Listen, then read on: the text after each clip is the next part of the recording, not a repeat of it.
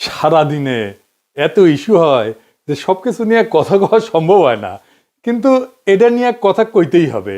আজকের যে বিষয়টা আর কি, সেটা হইতেছে জুলাই যোদ্ধাদের আইনি সুরক্ষা দিতে অধ্যাদেশ হইতেছে। একদিন পরে ঘুম ভাঙিছে সবার। আসিফ নজরুল একদিন পরে অধ্যাদেশ বানাইতেছে। কামটা তো খুব ভালো হচ্ছে, তাই না? ভালো করিচ্ছে, তাই না? খুবই ভালো কাজ করছে। আসিফ নজরুল তো ভালো ছেলে, সন্ধ্যাবেলা হাত মুখ দিয়ে পড়তে বসে। হ্যাঁ, আসিফ নজরুল বাংলাদেশের মানুষদের দূর পাইছে, দূর পটাইতেছে, তাই আঙ্কারে হাতে লেমন চুস ধরাই দিচ্ছে। আসিফ নজরুল আর প্রফেসর ইউনূসের সরকার আঙ্কারে কিভাবে ধাপ্পা দিচ্ছে সেটা না বুঝে দেখি। আসেন আগে আসলে বুঝে দেখি অধ্যাদেশ আসলে কি। অধ্যাদেশ হইল সংসদ ছাড়া, জানে যখন সংসদ নাই তখন সরকার আর রাষ্ট্রপতির মাধ্যমে জারি করা একটা অস্থায়ী আইন। তার মানে এটা আইন, কিন্তু সংসদে পাস হয়নি, এবং এইটা এখন জারি করা হইতেছে জরুরি পরিস্থিতির জন্য, যেহেতু সংসদ নাই। আর একটু ভেঙে বলি, ধরেন সাধারণ আইন কিভাবে হয়। স্বাভাবিক নিয়মে একটা প্রস্তাব আসে, সংসদে আলোচনা হয়, ভোট হয়, পাস হয়, রাষ্ট্রপতি সাইন করে সম্মতি দেয়, আইন হয়ে গেল। এইটারে বলা হয় সংসদীয় আইন। কিন্তু তাইলে অধ্যাদেশ আসে কখন? যখন সংসদ বসেনি বা সংসদ ভেঙে গেছে, এখন অধিবেশন চলতেছে না, কিন্তু সরকারের দরকার আছে, এখনই আইন দরকার আছে, অপেক্ষা করা যাবে না। তখন মন্ত্রিসভার পরামর্শে রাষ্ট্রপতি অধ্যাদেশ জারি করে থাকে। তো অধ্যাদেশের আসলে বৈশিষ্ট্যগুলো কি? এক নম্বর হইতেছে এটা আইনের মতো কার্যকর, কিন্তু স্থায়ী না। সংসদ বসলে সংসদে অধ্যাদেশকে আনতে হয়, তারপরে অনুমোদন নিতে হয়। অনুমোদন না পেলে অধ্যাদেশ বাতিল। মানে সংসদ কার্যকর না থাকলে, সংসদ না থাকলে রাষ্ট্র যেন অচল না হয়, সেজন্য অধ্যাদেশ, এই বিষয়টা জারি আছে। এখন ধরেন পরের সংসদ এটা পাশ করলো না অধ্যাদেশ আসিফ নজরুলের, তাহলে কি হবে? আসিফ নজরুলের কাছে উত্তর আছে? নাই। অধ্যাদেশ সংসদে পাশ হয়ে আইন হইলেও সংসদ চাইলে তো পরের দিনই নতুন আইন করে সেটা বাতিল করে দিতে পারে। এমনকি এই অধ্যাদেশ যেটা আসিফ নজরুল করতে যাচ্ছে, সেটা আদালত এখনই বাতিল করে দিতে পারে। তার মানে এটার মূল্য শূন্য, জিরো। তাইলে আসিফ নজরুল কেন এ করতেছে, সেটার উত্তর আমরা পরে পাবো। আসেন আগে বুঝে নেই যে আদৌ জুলাইয়ের জন্য দায় মুক্তি দেওয়া সম্ভব কিনা। এক কথায় দেওয়া সম্ভব না, এবং দেয়া যে সম্ভব না এটার কারণ আসিফ নজরুল, তার সাথে আছে ওয়াকার, তার সাথে আছে প্রফেসর ইউনূস নিজে, তার সাথে আছে ডাক্তার জাহেদ, তার সাথে আছে বিএনপি, তার সাথে আছে তারেক রহমান। এরা সবাই এই পরিস্থিতি ইচ্ছা করে তৈরি করছে। কেন? কারণ ঘোষিত বিপ্লব ছাড়া দায় মুক্তি সম্ভব না। দায় মুক্তি কোনো আইনি ব্যতিক্রম না, এটা একটা সার্বভৌম ঘোষণা। যে বিপ্লব ঘোষণা করতে পারে না, সে দায় মুক্তি দাবি করার নৈতিক অধিকার, ক্ষমতা এটা কোনোটাই রাখে না। ওয়াল্টার বেনিয়ামিন বিপ্লবী সহিংসতা বনাম আইন রক্ষাকারী সহিংসতা, এইটা একটা কথা বলছিলেন। একদিকে লেখেন বিপ্লবী সহিংসতা, আর একদিকে হতেছে আইন রক্ষাকারী সহিংসতা। আইন তৈরি করে যে সহিংসতা আর আইন রক্ষা করে যে সহিংসতা, দুইটা এক না। উনি বলছেন ল প্রিজার্ভিং ভায়োলেন্স, যেটা পুরানো ব্যবস্থার ভিতরে থাকে, এবং ল মেকিং ভায়োলেন্স, যেটা নতুন ব্যবস্থার জন্ম দেয়। যে সহিংসতার নতুন আইন তৈরি করে না, সেটা কেবল অপরাধ। 1971-এর স্বাধীনতা যুদ্ধ ছিল নতুন আইন তৈরি করার লড়াই। 1971-এর স্বাধীনতা যুদ্ধে আমরা যেটা করছি সেটা ল মেকিং ভায়োলেন্স, সেজন্য ওটা অপরাধ না। পুরানো বন্দোবস্ত রেখা সংগঠিত রাজনৈতিক সহিংসতা বৈধ হইতে পারে না, কারণ তা আইন ভাঙে, কিন্তু নতুন আইন সৃষ্টি করে না।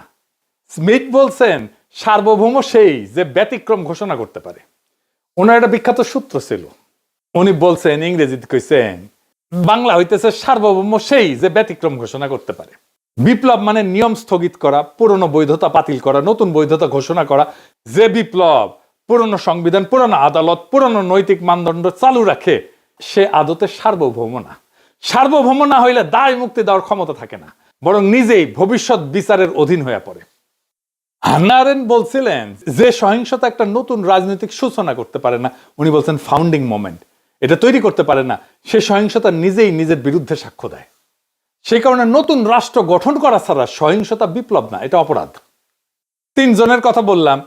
বেনিয়ামিন বলছেন নতুন আইন না বানাইলে সহিংসতা অপরাধ। স্মিথ বলছে ব্যতিক্রম ঘোষণা না করলে সার্বভৌম আসে। আর হান্না আরেন্ট বলছেন নতুন শুরু ছাড়া সহিংসতা ক্ষমতা না। শুধুমাত্র ঘোষিত চূড়ান্ত এবং নতুন শুরুর বিপ্লবী দায়মুক্তি তৈরি করে।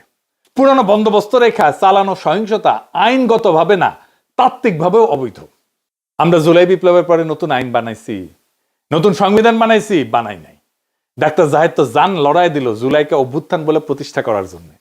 বিপ্লব না, ছোটখাটো মানুষ পুতু পুতু করে কথা কয়, আর আমরা হইতেছি উগ্র। কিন্তু এদের ডাক্তার জাহেদের হইতেছে চিকনা বুদ্ধি, সামে এমন মাইর দেবে টেরি পাইবেন না, একদম খাইয়া ফেলবে আর কি। জাহেদ খান জুলাইকে অভ্যুত্থান বলে প্রতিষ্ঠা করার জন্য দেওয়ানা ছিল। অভ্যুত্থান যেটা, সেটা ক্ষমতা দখল করে, কিন্তু নতুন আইন, নতুন বৈধতা, নতুন সার্বভৌমত্ব তৈরি করে না। পুরনো সংবিধান, পুরনো আদালত, পুরনো রাষ্ট্রীয় কাঠামো চালু রাখে। তাই সহিংসতা যেটা, সেটা আইন ভাঙা হয়, আইনের নির্মাতা না। আমরা যেটা জুলাই করছি সেটা আমরা আইন ভাঙছি আইন নির্মাণ করার জন্য। কিন্তু আমাদের নতুন আইন নির্মাণ করতে দেয়নি এই জাহেদারা, এই আসিফ নজরুলেরা, এই প্রফেসর ইউনূসেরা। সেই কারণে এইটা ল ব্রেকিং ভায়োলেন্স হয়ে গেছে, ল মেকিং ভায়োলেন্স হয়নি। অভ্যুত্থানের সময় যে সহিংসতা হয় সেটা পরে অপরাধ হিসাবে বিচারযোগ্য থাকে। সেই কারণে ডাক্তার জাহেদরা 24-এর বর্ষা বিপ্লবকে বিপ্লব না বলে অভ্যুত্থান বলে প্রতিষ্ঠা করার জন্য দেওয়ানা হয়েছিল, যেন জুলাই বিপ্লবীদের পরে জবাই করা যায়। তার মানে এই জাহিদারা তাই চাইছে যা আওয়ামী লীগ চাইছে। আওয়ামী লীগ আর হাসিনা যে পুলিশ হত্যা আর সহিংসতার কথা বলে, জুলাই যোদ্ধাদের ফাঁসি দিতে চায়, তার তাত্ত্বিক ভিত্তি তৈরি করে দিচ্ছে এই জাহেদ, এই সামে সিকনে, এই সিকনা বুদ্ধির লোকটা। আপনাদের জিজ্ঞেস করা উচিত, তাকে ধরা উচিত। এই কাম কেন করছিলেন? মাদিরে যে পুলিশ ধরে, সে বৈধতা দিছে জাহেদ। দায় মুক্তি বাংলাদেশের ইতিহাসে একবারই হয়েছে, সেটা 1971-এর পরে। কারণ ওইখানে আমরা নতুন শুরু করতে পারছিলাম, ওইখানে লড়াইয়ের বিজয়ী ছিল আমাদের বৈধতা। এইখানে আমরা বিজয়ী হয়েছি, কিন্তু আমরা আমাদের বৈধতা তৈরি করতে পারিনি, নতুন শুরু করতে পারি নাই। সেই কারণে দায় মুক্তি দেওয়া সম্ভব হবে না, যতই বলুক আসিফ নজরুল। তাইলে আসেন, আসিফ নজরুল কেন এই অধ্যাদেশ করতে এত ব্যস্ত? কারণ হইতেছে আসিফ নজরুল নিজে দায় মুক্তি চাইতেছে। সে জানে সে কি আকাম করিছে। কি আকাম করছে জানেন? দেশ যখন একটা বিপ্লবী সন্ধিক্ষণে, যখন আমরা নতুন রাষ্ট্র তৈরি করব, হাসিনা পলাইছে, সেই সময় সে ওয়াকার আর বিএনপির সাথে মিলে পুরা বিপ্লবটাকে লাইনচ্যুত করছে। বিপ্লব ওই রাতেই শেষ। তারপরে ধৈরা ধৈরা বিপ্লবের সাথে সম্পর্কহীন বুড়াগুলাকে উপদেষ্টা বানাইছে, সংবিধান সমুন্নত রাখছে, ওয়াকারকে রাখছে, চুপ্পু করে রাখছে। আমরা সেকেন্ড রিপাবলিক করব বলছিলাম, নতুন রাষ্ট্র করব না, উই বেশি বোঝে, উই একাই বিপ্লবের স্টেক হোল্ডার। আমি ওরা জিজ্ঞাসিলাম যে আপনি যে নাচতে নাচতে ওয়াকারের গাড়ি চড়িয়া ক্যান্টনমেন্টে গেলেন, কোন ক্যাপাসিটিতে গেছিলেন? কয় পলিটিক্যাল পার্টির বাইরে যে সিভিল সোসাইটির অংশ আছে সেই হিসেবে গেছি। আমি কইলাম ভেরি গুড। তাইলে এখন বলেন, ওই যে কয়দিন ঘুটু করলেন, সিভিল সোসাইটির কার সাথে কথা বলে ঘুট্টুটা করেছেন? কার সাথে পরামর্শ করছেন? আপনি একা হারকিউলিস হয়ে গেছেন কেন? আপনি কারোর সাথে কথা বলেন না কেন? কার সাথে আলাপ করছেন? কারোর সাথে আলাপ করে নাই। আপনার হাত জগন্নাথ, নিজে যা ভালো বুঝিছে তাই করিছে। একটা সাক্ষাৎকারে দেখলাম আজিম নজরুল কইতেছে তার বাসায় বসে ছাত্ররা উপদেষ্টা বানাইতেছে, সে মাঝে মাঝে পরামর্শ দিতেছে, কইতেছে এখন কেমন লাগে? সচিবেরা কথা শোনে না, পুলিশেরা কথা শোনে না, পাবলিক শোনে না কথা, কোথাও গেলে পাবলিক আটকায় ফেলে, ভুয়া ভুয়া স্লোগান দেয়।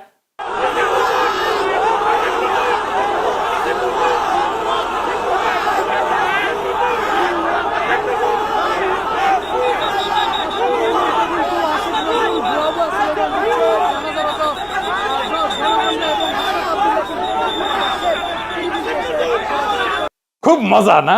হ্যাঁ, এখন তো এগুলো শুনিচ্ছেন, এরপরে পাবলিক থাপড়াবে ধরে রাস্তায়, রাস্তার থাপড়াবে। ওই সময়টাতে ঠিক হয়েছে সংবিধান সমুন্নত রাখতে হবে।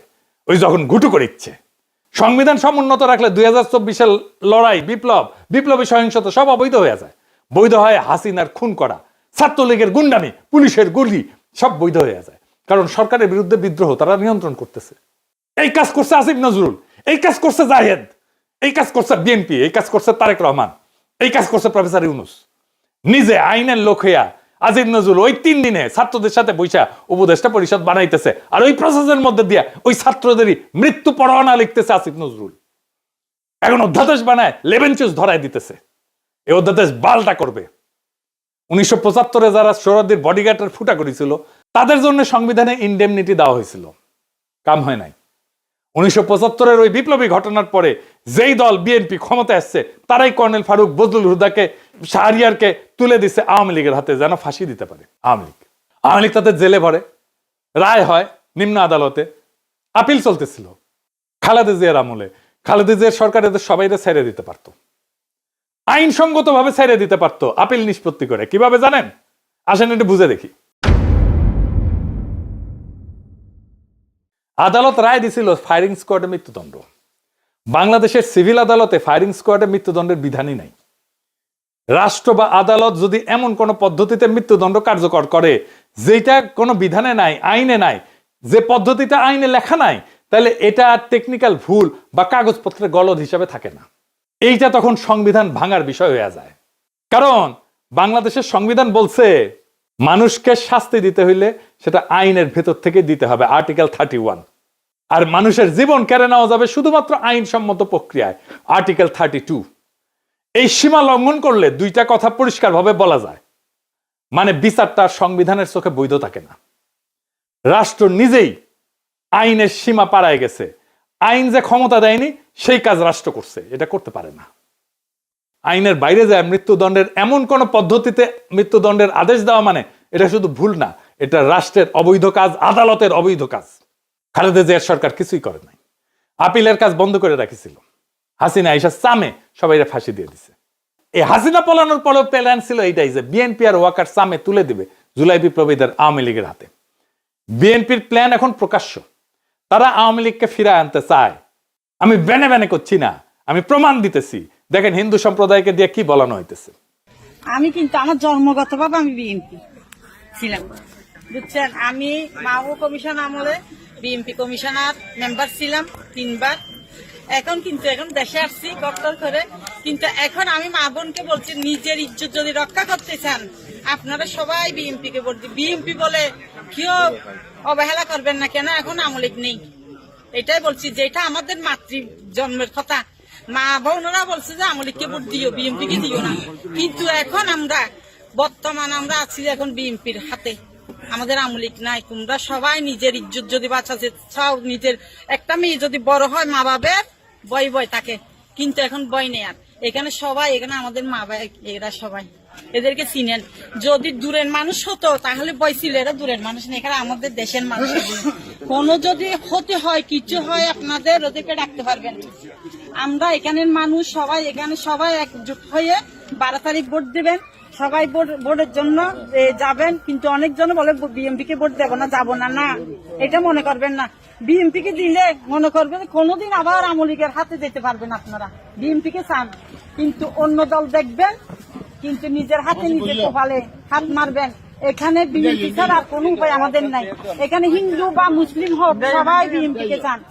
আমি বলছি আমাদের এই এলাকার সবাই, আপনারা বিপদের সময় না পেলে এদেরকে পাবেন। এরা এখানে কাছের লোক, এরা দূরের নাই, কেউ হারিয়ে যেতে পারবেন এখান থেকে, আমাদের হাত থেকে, কেন এগুলো আমাদের দেশের লোক। তাই আমি বলছি মা বোনকে, এখানে মহিলা হইয়ে বা পুরুষ হইয়ে ওই বিএনপি কে দেবো না, এই কথা আর বলিয়েন না। কেন আমরা এখন একটাই দল, বাংলাদেশে একটাই দল আছে, ওইটাই কোনো দল না, এটা নিজেরাই দল করছে, যে এটাকে কেউ সমর্থন দেবে না ওই দলকে। আমরাই এখন হচ্ছি যে কি সবাই বলো বিএনপি কে চাই, ভোট চাই, ধানের শীষে ভোট দেবে, এটাই আমরা চাই। আমাদের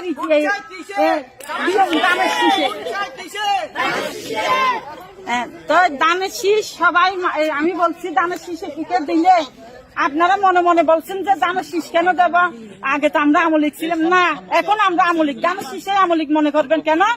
আওয়ামী লীগ আসার জন্য আমরা, এটা একটা পথ। আমরা বিএনপি কে যদি চাই, বিএনপি দেখে 10 বছর বাদ হলে আমাদের নেত্রীকে আবার আনবে, জানেন যে এটা। কিন্তু ওদের হাতে যদি চলে যায়, পাকিস্তানে চলে যেতে হবে সবাইকে, মনে করবেন। শুনলেন তো, কইতেছে আগে আমরা আওয়ামী লীগ ছিলাম, এখনো আমরা আওয়ামী লীগই আছি। ধানের শীষকেই আওয়ামী লীগ মনে করবেন কেন? কারণ আওয়ামী লীগ আসার জন্য এই একটাই পথ। আমরা বিএনপি কে যদি চাই, বিএনপি দেখেন 10 বছর পরে হইলেও আমাদের নেত্রীকে আবার আনবে। শুনেছেন, নিজের কানে তো শুনলেন। আর একটা প্রমাণ দিতেছি, আসেন সে প্রমাণটা দেখি।